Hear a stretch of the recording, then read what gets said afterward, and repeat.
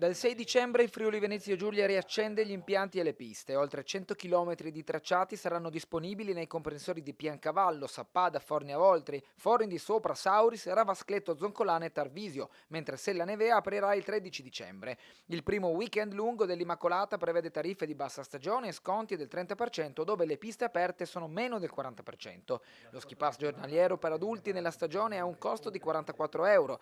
I bambini nati dal 2019 al 2023 sciano gratis, under 18 over 75 a 10 euro. Siamo i più convenienti di tutto l'arco alpino perché il pubblico fa la sua parte in maniera importante. L'inverno sulle montagne regionali si accompagna a un vero boom turistico. A ottobre le presenze superano già i 10 milioni, 2 mesi prima della chiusura dell'anno, con crescita di tutte le città, più 25% Gorizia, più 12,8% Pordenone, più 10,5% a Udine, più 9,1% a Trieste e una stagione estiva da record con circa 8 milioni di turisti, più 6%. Un po' tutto il territorio del Friuli Venezia Giulia è contraddistinto dal segno più.